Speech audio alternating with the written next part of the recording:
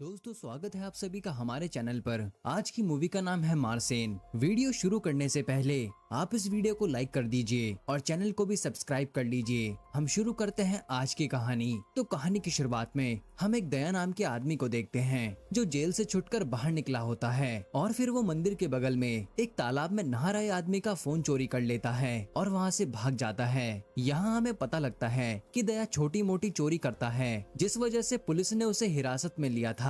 आगे जाकर वो फोन से सिम वगैरह निकाल देता है। फिर वो टाइम पास करने लगता है और सूरज ढलने पर वो एक मूवी देखने जाता है, पर मूवी उसे अच्छी नहीं लगती तो वो आधी मूवी छोड़कर बाहर आ जाता है। बाहर आने पर वो पार्किंग वाली जगह पर जाता है जहाँ उसे एक बाइक में चाबी लगी हुई मिलती है, तो वो बाइक चुराकर वहाँ से निकल लेता है और थोड़ी दूर आगे जाने के बाद वो बाइक का नंबर प्लेट बदल देता है। जिसके बाद वो उसी बाइक से एक नागरकोल नाम के गांव में पहुँचता है जहाँ उसे एक सुनसान घर दिखता है जो देखने में काफी बड़ा था और उसकी सारी लाइटें बंद थी। ये देखकर उसे लगता है कि यहाँ पर कोई नहीं होगा और वो चोरी करने वहाँ चला जाता है। फिर अंदर जाने के बाद वो सभी कमरे चेक करने लगता है। कमरे चेक करते हुए एक कमरे में उसे एक आदमी खड़ा हुआ दिखता है जिसका नाम वेला होता है। तो वेला दया को देखते ही कहता है कि कुमार बेटा तुम आ गए, मैं कब से तुम्हारा इंतजार कर रहा था। जो सुनकर दया सोचने लगता है कि ये आदमी मुझे कुमार कहकर क्यों बुला रहा है। जिसके बाद वेला उसे बार बार बुलाने लगता है।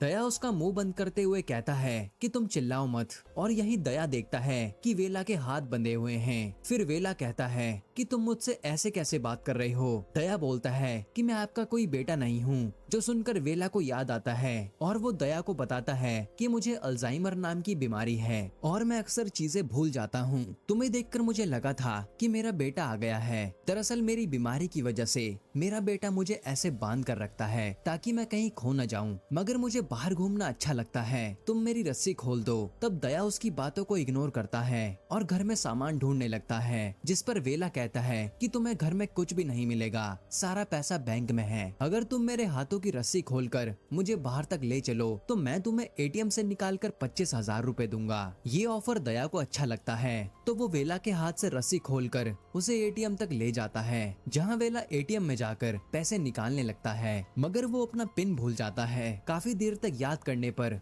उसे अपना पिन याद आता है और वो एटीएम से पैसे निकाल लेता है। वहीं बाहर खड़ा दया एटीएम में झांकने लगता है और वो वेला के अकाउंट में 25 लाख रुपए पड़े हुए देखता है, जिसे देखकर उसे काफी लालच आ जाता है और वो सोचता है कि अगर मैंने इस बुढ़ऊ से 25 लाख रुपए हड़प लिए तो मेरी लाइफ बन जाएगी। वहीं वेला बाहर आकर दया को 25,000 देकर वहाँ से जाने लगता है। तब दया वेला से पूछता है कि अब आप कहाँ जाएंगे। जिस पर वेला कहता है कि पास के ही एक गाँव में मेरी बेटी का घर है, मैं वहीं जाऊंगा। दया कहता है तो चलिए बस स्टॉप तक मैं आपको छोड़ दूंगा क्योंकि यहाँ पर कहीं भी ऑटो नहीं मिलेगा। फिर ये दोनों बस स्टॉप के लिए निकल जाते हैं। तभी रास्ते में वेला के दिमाग में एक ख्याल आता है और वो कहता है कि अगर मैं अपनी बेटी के पास जाऊंगा तो मेरा बेटा दोबारा से मुझे वहाँ से पकड़कर ले आएगा। इसीलिए मैं अपनी बेटी के पास न जाकर त्रिवेलापुरम जाऊंगा जहाँ मेरा बचपन का दोस्त रहता है। तो तुम मुझे त्रिवेलमपुरम की बस में चढ़ा दो। जिस पर दया कहता है कि सर मैं भी वहीं जा रहा हूँ, अगर आपको दिक्कत ना हो तो जितना किराया आप बस में देंगे उतना पेट्रोल मेरी बाइक में डलवा देना। तब वेला इस बात के लिए मान जाता है और ये दोनों बाइक से ही त्रिवेलमपुरम के लिए निकल जाते हैं। तभी रास्ते में दया वेला से कहता है कि सर बाइक का पेट्रोल खत्म होने वाला है, आप मुझे पैसे दीजिए, मैं पेट्रोल डलवा लेता हूँ। जिस पर फिर वेला कहता है कि मेरे पास कैश नहीं है। फिर दया उसे एटीएम के पास ले जाकर रोकता है और कहता है कि सर लाइए मैं पैसे निकाल लेता हूँ, आप कहाँ बार बार अंदर जाएंगे। तब वेला उसे एटीएम कार्ड देकर अपना पिन बता देता है और दया अंदर जाकर जैसे ही वो पिन डालता है तो वो रॉन्ग दिखाता है। ऐसे ही बार बार चलता रहता है और वेला को पिन याद नहीं आता। जिसके बाद सुबह हो जाती है और ये दोनों एक ढाबे पर जाकर नाश्ता पानी करने बैठते हैं जहाँ दया वेला को एक डायरी देकर उसमें अपनी सारी इन्फॉर्मेशन लिखने के लिए कहता है कि वो कहाँ से है, उसका नंबर क्या है वगैरह वगैरह। तब वेला उन सारी चीजों को लिखने लगता है और अपने घर का नाम, अपने बच्चों का नाम और पिन नंबर भी। मगर जब दया उस पिन को ट्राई करता है तो वो दोबारा से गलत दिखा देता है। फिर एटीएम से बाहर आने पर उसे ढाबे पर वेला कहीं नहीं दिखता। तब वो एक बस में वेला को चढ़ते हुए देखता है जो तुरंत भागकर उस बस में चढ़ जाता है और वो वेला के पास जाकर कहता है कि सर आप यहाँ कहाँ बैठ गए, हमें तो कहीं और जाना है, चलिए चलते हैं। मगर वेला कहता है कि बेटा तुम कौन हो, मैं तुम्हें नहीं जानता। तब बस में बैठे लोगों को लगता है कि दया वेला को किडनैप करने आया है। वहीं बस का कंडक्टर कहता है कि चलो बस को पुलिस स्टेशन में लेकर चलो। तब दया घबरा जाता है कि इनकी जेब में एक डायरी है, उसमें मेरा नाम और फोन नंबर लिखा है, आप चाहे तो उस पर कॉल करके देख सकते हैं। तब कंडक्टर उस नंबर पर कॉल करता है और वो नंबर दया का निकलता है। तभी वेला को भी याद आ जाता है कि दया कौन है। फिर ये दोनों दोबारा से बाइक पर अपना सफर शुरू करते हैं, जहाँ गर्मी ज्यादा होने के कारण वेला दया से कहता है कि बेटा हाईवे पर ज्यादा गर्मी है, क्यों ना हम गांव से होते हुए चलें। जिसके बाद दया अपनी बाइक को गांव की तरफ ले लेता है। गांव में थोड़ा अंदर जाने पर रास्ते में दया को एक बकरी वाला दिखता है, जो अपनी काफी सारी बकरियों को रोड पर चला रहा था। तब दया जानबूझकर उसकी एक बकरी को ठोक देता है और ऐसा उसने किस लिए किया ये हमें आगे पता चलेगा। यहाँ बकरी ठोकने पर वो आदमी काफी चिल्लाने लगता है कि तुमने मेरी बकरी मार दी। तब दया कहता है कि अच्छा चिल्लाओ मत, मैं तुम्हें बकरी के 2000 रुपए दे दूंगा।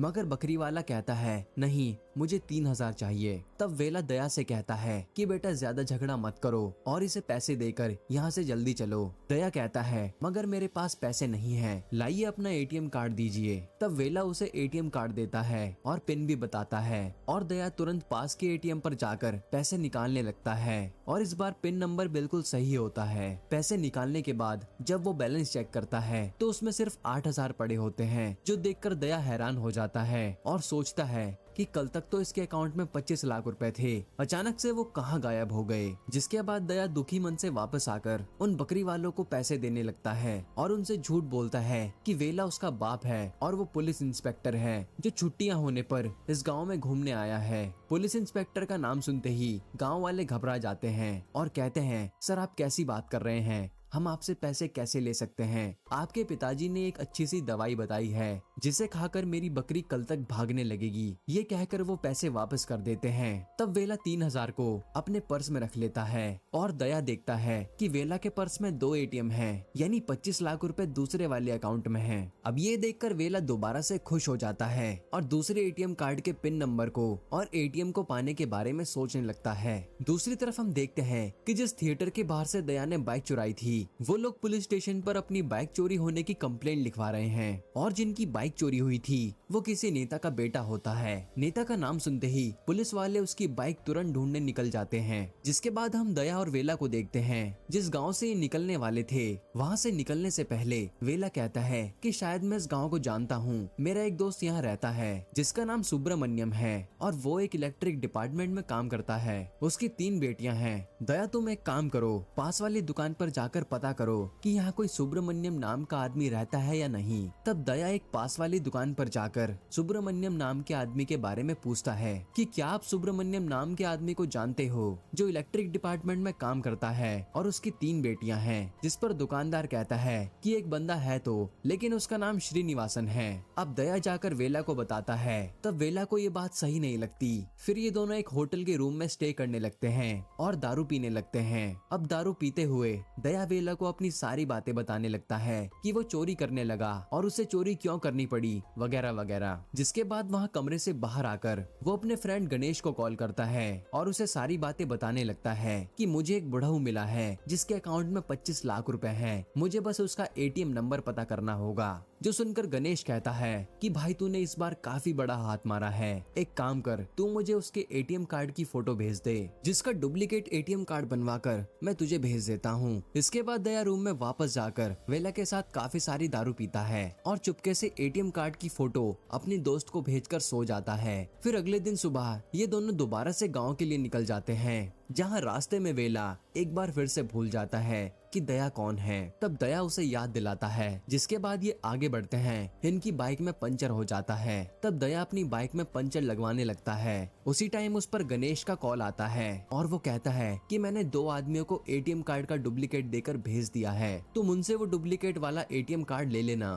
जिसके थोड़ी देर बाद दो आदमी आते हैं और दया को वो डुप्लीकेट एटीएम कार्ड दे जाते हैं। अब एटीएम कार्ड लेकर जब दया वेला के पास वापस जाता है तो वो देखता है कि वेला वहाँ के लोगों से झगड़ा कर रहा है। दरअसल वहाँ खड़े लोग पैसा लगाकर कैरम खेल रहे थे, तो वेला भी पैसा लगाकर कैरम खेलने लगता है, जिसमें वो 10,000 हार जाता है। तब दया वहाँ पहुंचकर उन आदमियों से झगड़ा करने लगता है, मगर वेला बात को संभाल लेता है और उन्हें 10,000 देकर दया को लेकर वहाँ से निकल जाता है। इसके बाद हम देखते हैं कि वेला और दया एक आश्रम में पहुँचते हैं। इसी आश्रम में वेला का दोस्त रहा करता था और जैसे ही वेला अपने दोस्त से मिलता है तो दोनों एक दूसरे को देखकर काफी खुश हो जाते हैं। तब वेला वॉशरूम का पूछकर वहाँ से चला जाता है। पीछे से दया वेला के दोस्त से उसके और उसके बेटे के बारे में पूछता है, जिस पर वो आदमी कहता है कि वेला का कोई बेटा नहीं है, वेला की बीवी काफी पहले मर चुकी है। तब दया कुमार का नाम लेता है तो वो आदमी बताता है कि कुमार मेरे बेटे का नाम है, जिसे वेला ने अपना बेटा समझकर प्यार दिया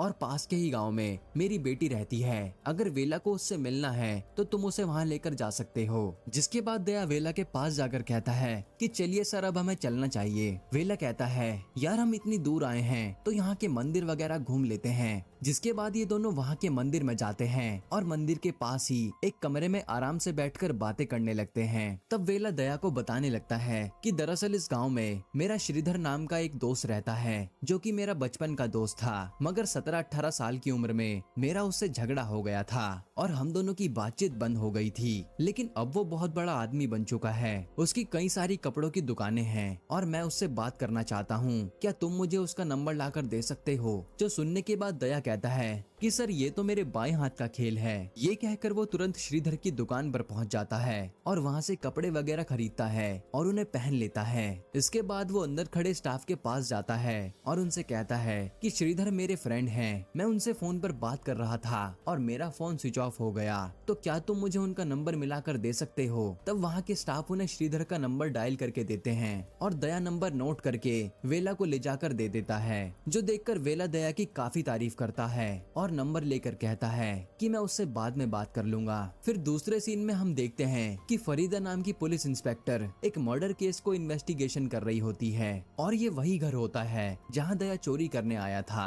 और उसे वहां वेला मिला था। उसी टाइम फरीदा को पता लगता है कि 2 मर्डर और हुए हैं, एक दूसरे गाँव में और एक त्रिवेलमपुरम में। त्रिवेलमपुरम में जिसका मर्डर हुआ है वो कोई और नहीं बल्कि श्रीधर था। कल दया ने श्रीधर का नंबर वेला को दिया और आज उसकी मौत हो गई। वहीं श्रीधर की लाश एक झील में मिलती है, इसी के साथ उसका नंबर भी एक्टिव आ रहा था। फरीदा समझ जाती है कि कातिल ने श्रीधर का फोन अपने पास रखा है और वो ट्रेवल कर रहा है। जिसके बाद हम दया और वेला को देखते हैं जो कि दूसरे से दूसरे गांव की ओर बढ़ने लगते हैं। रास्ते में वेला कहता है कि जो अगला गांव आने वाला है उसमें मेरा एक दोस्त रहता है और उसके गांव में एक बड़ा फेस्टिवल भी होता है, तो आज रात हम वहीं रुकेंगे। अब रात तक ये लोग उस गाँव में पहुँच जाते हैं और हमें पता लगता है कि गणेश भी इसी गाँव में रहता है।